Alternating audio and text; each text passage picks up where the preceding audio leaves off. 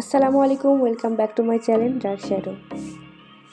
একটি পাত্রে 1 কাপ পরিমাণ আটা নিয়ে নেবেন। তারপর সেখানে স্বাদমতো লবণ, খাবার অয়েল 1 চামচ দিয়ে দিবেন। এখানে কিন্তু আমি সানফ্লাওয়ার অয়েলটা ইউজ করছি। তো এটা সুন্দর করে মিক্স করে নিয়ে একটু একটু করে গরম পানি দিয়ে খোমাটা তৈরি করে নেবেন।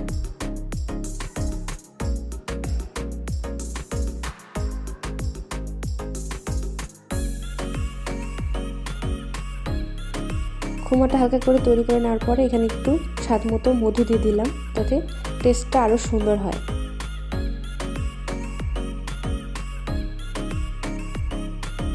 এখানে কিন্তু ফ্রেশ আটাটা আমি ব্যবহার করছি।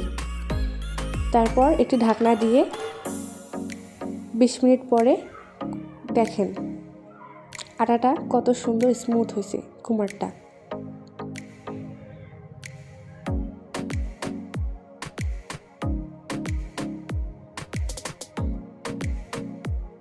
এরপর আমি একটু একটু করে নিয়ে রুটি তৈরি করব।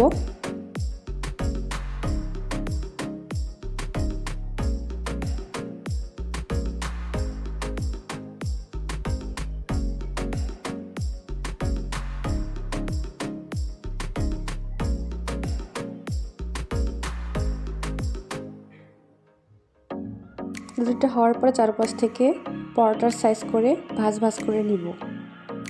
করার পরে আবার বেলে নিব।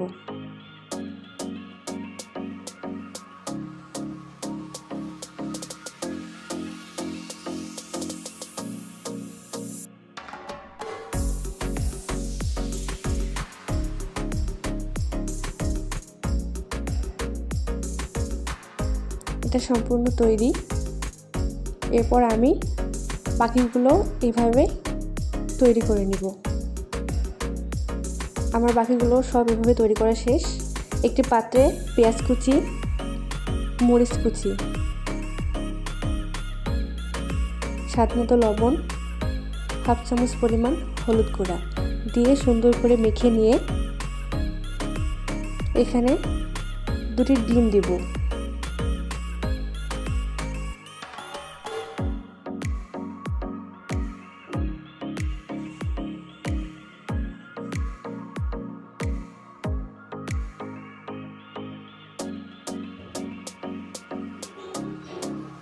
একটি চামচ দিয়ে সুন্দর করে ডিমটা ফেটে নিব।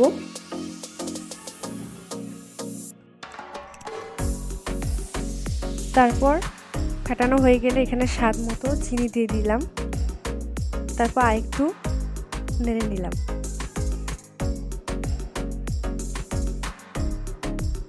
তারপর কড়াইয়ের মধ্যে তেল বসিয়ে দিয়ে পরোটাটা চারপাশে ডিমের ব্যাটারটা ভরাই নিয়ে দিয়ে দিলাম তেলের মধ্যে।